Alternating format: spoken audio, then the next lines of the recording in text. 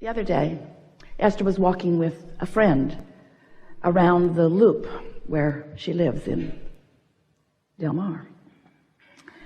And they're walking around the loop, and they came to this house, and it had a for sale sign on it. And Esther said, I know the people who were renting this house. Really cute young couple. She said, one day, Jerry and I came around the corner, and here is this young man on some sort of weird bicycle contraption. It didn't have normal pedals. It was like a different kind of pumping action. And he was pushing it up the hill rather than riding it up the hill. And Jerry said to him, pretty steep hill, isn't it? And he said, no, it's not that. My wife gave it to me for my birthday today. And they put it together in the shop, and then they had to disengage something in order to get it in her car.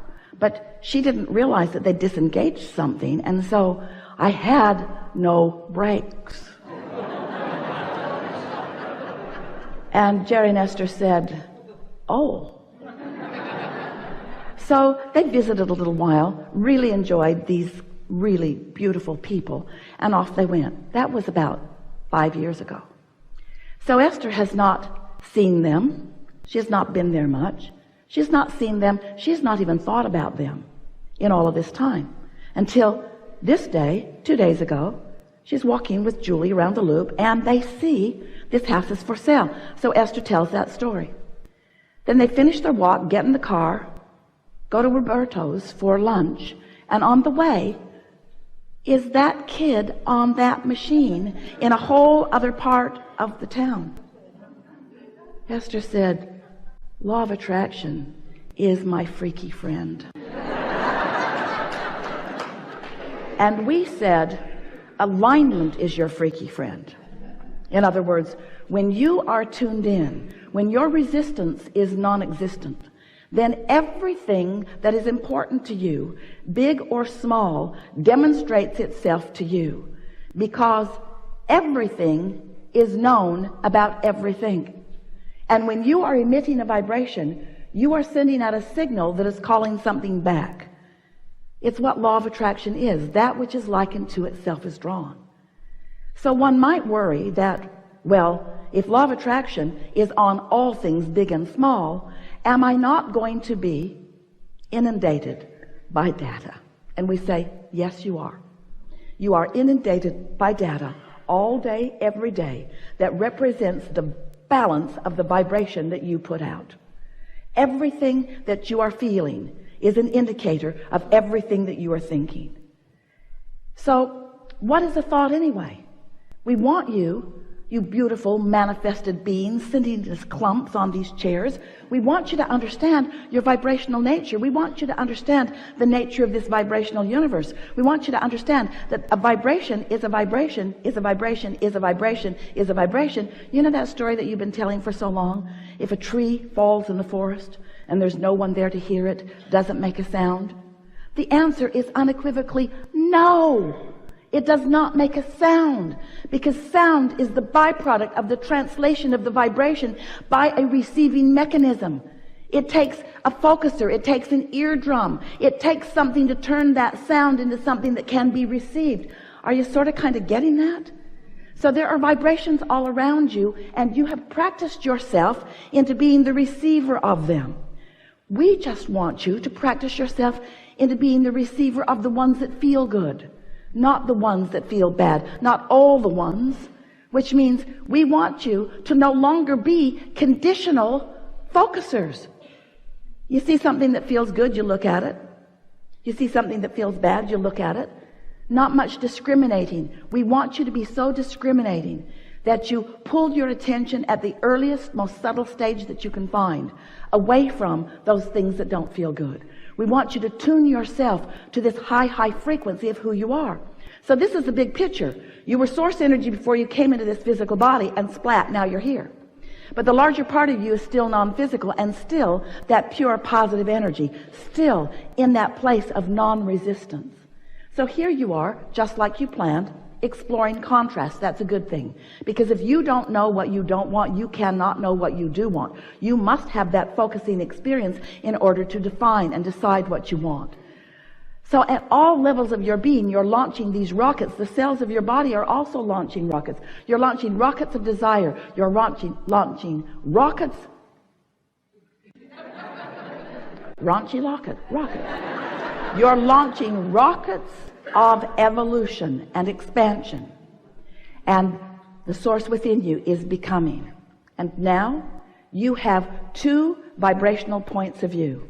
The vibrational point of view of who you really are, and the law of attraction path that is being drawn to that powerful point of attraction. And then there's you and what you're thinking. So who you really are is unconditional, meaning who you really are will never look at a condition and try to fix it and use it as an excuse to disconnect from true path.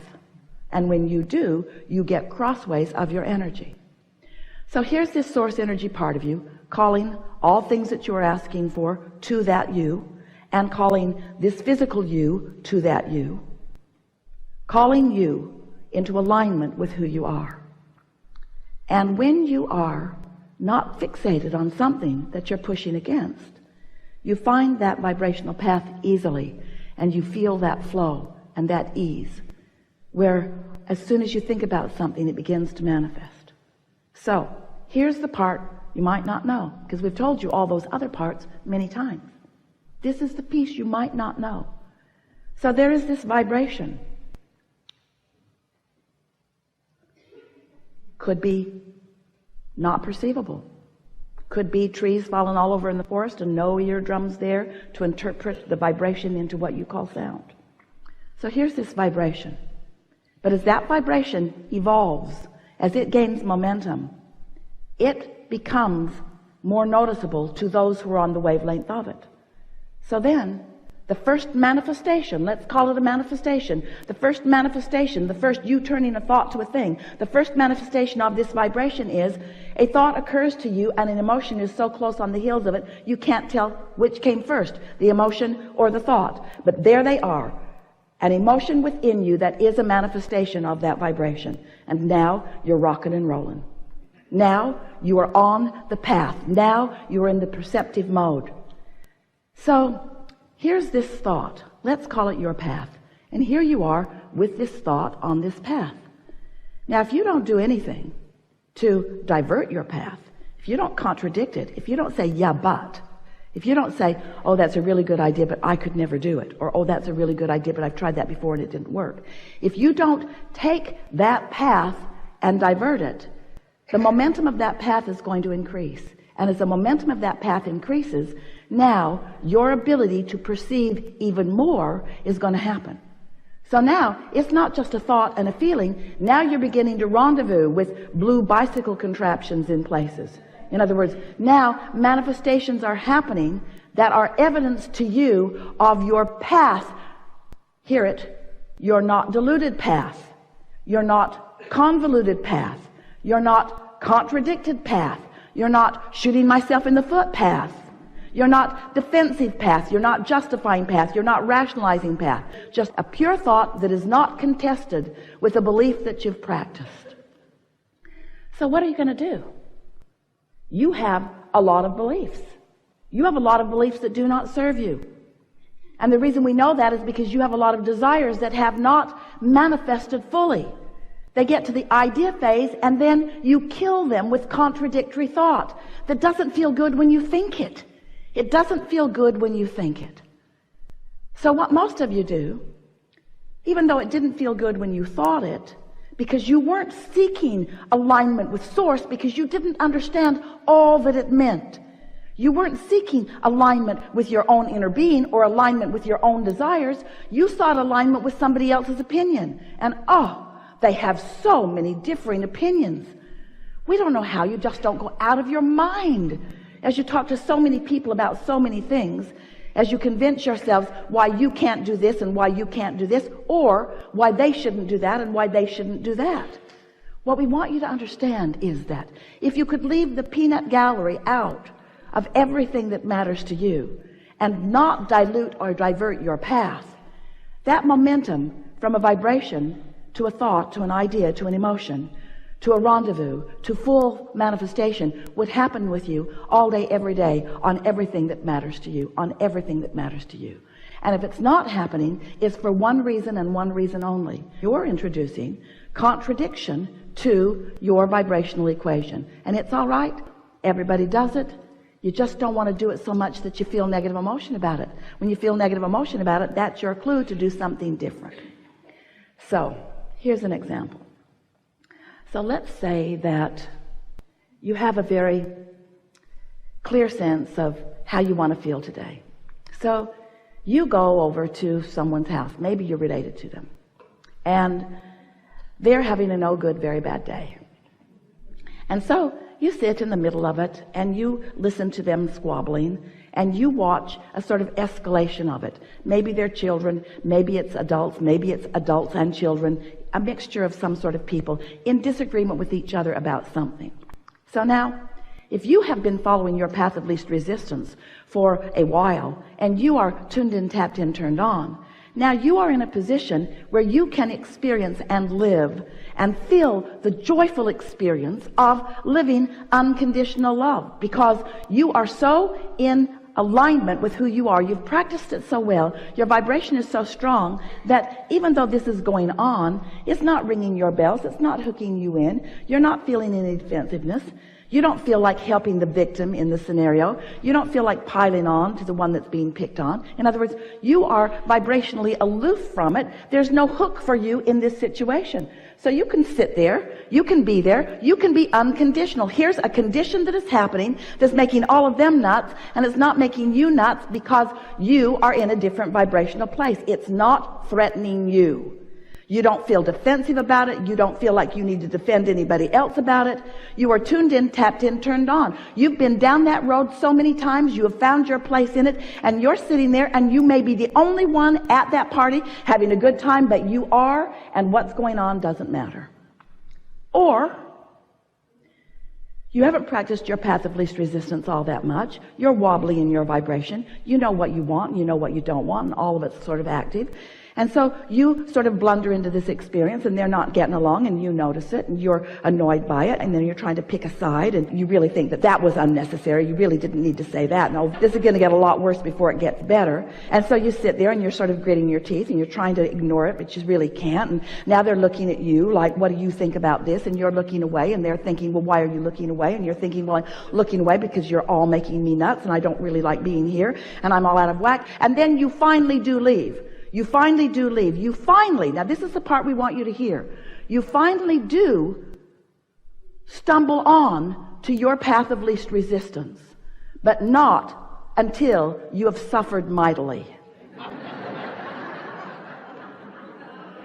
So you go off on your path, and then you spend the next 2 or 3 days justifying why you left.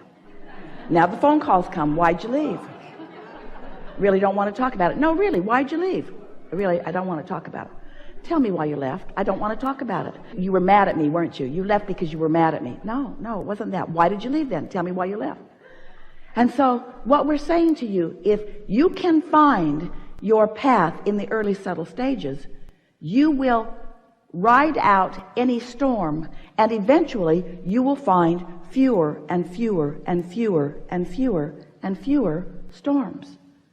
We really want you to understand that it's not only all right, it's what you intended to do. You intended to find your path of least resistance, meaning you intended to come into this body, find aspects of life that matter to you, hook up with the source within you, and ride that rocket to the satisfying fulfillment of a vibration turned to a thought and an emotion, to a relationship, to an experience, to a circumstance, an event, to a glorious, exalted, manifested experience. That's what you were all about. You didn't come to wrestle each other to the ground over ideology. You didn't come to try to get everybody on your side of the balance sheet in order to agree with you about what's right, because you knew when you came into this physical experience that there were enough resources for everyone to create the reality that they choose. You knew that it is a big enough place and that there are enough resources that everyone can be completely fulfilled.